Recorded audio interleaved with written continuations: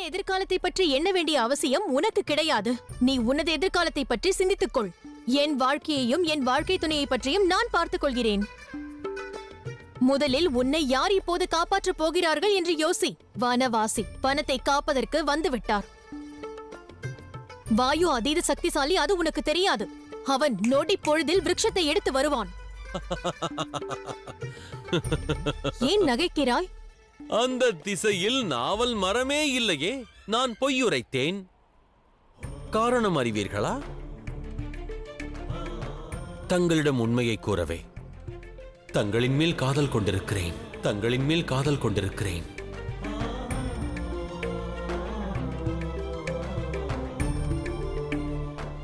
இளவரசியாரே, தனித்திருக்கையில் நான் கொண்டிருக்கும் காதலை பற்றி சிந்தியுங்கள்.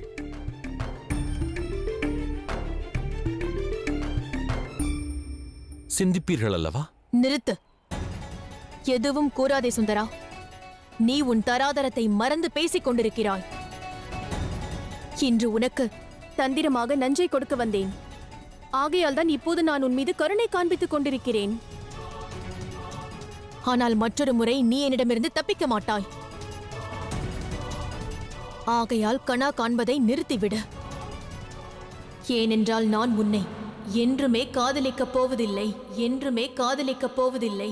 என்றுமே காதலிக்கப் போவதில்லை.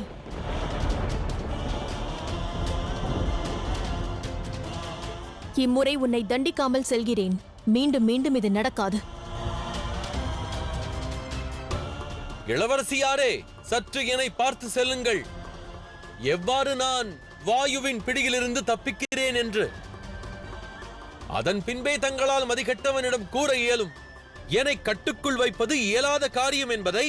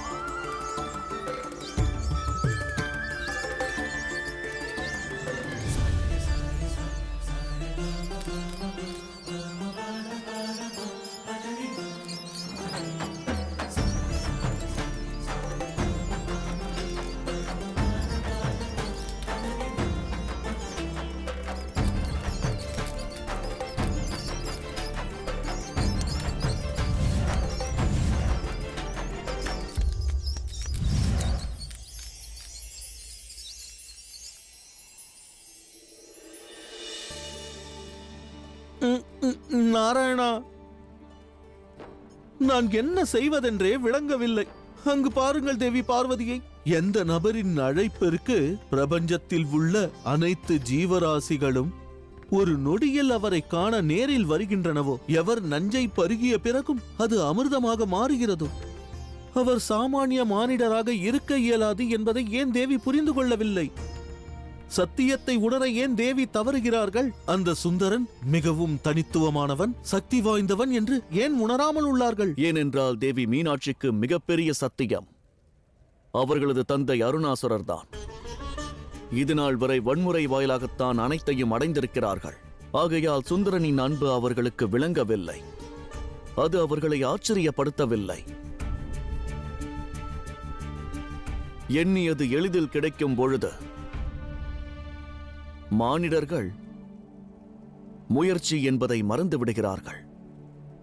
அவ்வாறே தர்மம், நியாயம் அனைத்தையும் மறந்து விடுகிறார்கள். ஆனால் சத்தியம் யாதெனில், ஒருவரது செயல் தவறாக இருப்பினும் அதன் விளைவு சரியாக கிடைக்கும் என்றால் அந்த விளைவை அழிப்பதுதான் இயற்கையின் தர்மமாக இருக்கிறது.